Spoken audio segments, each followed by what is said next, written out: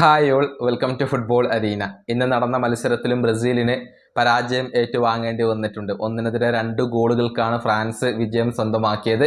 അർഹിച്ച ഒരു വിജയമാണ് ഫ്രാൻസ് നേടിയത് എന്ന കാര്യത്തിൽ സംശയങ്ങൾ ഒന്നുമില്ല. 10 പേരായി ചുരുങ്ങിയിട്ടും ബ്രസീലിനെ നല്ല രൂപത്തിൽ ഡിഫെൻഡ് ചെയ്യാൻ അവർക്ക് സാധിച്ചു എന്നുള്ളത് എടുത്തു പറയേണ്ട കാര്യമാണ്. ഏതായാലും കാർലോ ആഞ്ചലോട്ടിക്ക് കീഴിൽ ബ്രസീലിന്റെ പ്രകടനം എങ്ങനെയുണ്ട്? നമുക്കറിയാം, ബ്രസീലിനെ രക്ഷിക്കാൻ വേണ്ടിയാണ് കാർലോ ആഞ്ചലോട്ടിയെ കൊണ്ടുവന്നത്. പക്ഷെ ഇപ്പോഴും ബ്രസീലിനെ രക്ഷിക്കാൻ അദ്ദേഹത്തിന് കഴിഞ്ഞിട്ടില്ല എന്നുള്ളത് ഒരു വസ്തുതയാണ്. അതായത് പലപ്പോഴും സമനിലകളും തോൽവികളും ഇദ്ദേഹത്തിന് കീഴിൽ ബ്രസീലിന് വഴങ്ങേണ്ടി വരുന്നു. ഒരു സ്ഥിരതയില്ലാത്ത പ്രകടനമാണ് ബ്രസീൽ കാർലോ ആഞ്ചലോട്ടിക്ക് കീഴിലും നടത്തിക്കൊണ്ടിരിക്കുന്നത്. നമുക്കറിയാം, അർജന്റീനയോട് 4-1 പരാജയപ്പെട്ട ആ മത്സരത്തിന് ശേഷമായിരുന്നു ആഞ്ചലോട്ടിയെ ബ്രസീൽ കൊണ്ടുവന്നത്. അതിനുശേഷം ഇദ്ദേഹത്തിന് കീഴിൽ 9 മത്സരങ്ങൾ കളിച്ചു.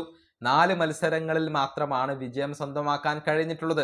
3 മത്സരങ്ങളിൽ ബ്രസീൽ പരാജയപ്പെട്ടു, 2 സമനിലകളും വഴങ്ങി എന്നുള്ളതാണ്.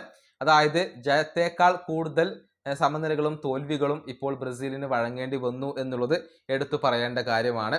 ഇക്വഡോറിനെതിരെയുള്ള മത്സരത്തിൽ ഗോൾ രഹിത സമനില, പിന്നീട് പരാഗ്വയെ ഒരു ഗോളിന് പരാജയപ്പെടുത്തി, അതിനുശേഷം ചിലിയെ എതിരില്ലാത്ത 3 ഗോളുകൾക്ക് പരാജയപ്പെടുത്തി, അതിനുശേഷം ബൊളീവിയയോട് 1 ഗോളിന് അട്ടിമറി തോൽവി ഏറ്റുവാങ്ങി, പിന്നീട് സൗത്ത് കൊറിയയെ എതിരില്ലാത്ത 5 ഗോളുകൾക്ക് പരാജയപ്പെടുത്തിയെങ്കിലും തൊട്ടടുത്ത മത്സരത്തിൽ 2-നെതിരെ 3 ഗോളുകൾക്ക് ജപ്പാനോട് പരാജയപ്പെട്ടു. പിന്നീട് സെനഗലിനെ 2 ഗോളുകൾക്ക് പരാജയപ്പെടുത്തി. എന്നാൽ ടുണീഷ്യയോട് 1-1 സമനില വഴങ്ങി. അതിനുശേഷം ഇപ്പോൾ ഫ്രാൻസിനോട് 2-1 തോൽക്കുകയും ചെയ്തു എന്നുള്ളതാണ്. അങ്ങനെ സ്ഥിരതയില്ലാത്ത ഒരു പ്രകടനമാണ് ബ്രസീൽ ആഞ്ചലോട്ടിക്ക് കീഴിൽ നടത്തിക്കൊണ്ടിരിക്കുന്നത്. ഇനിയിപ്പോൾ അടുത്ത എതിരാളികൾ ക്രൊയേഷ്യയാണ്.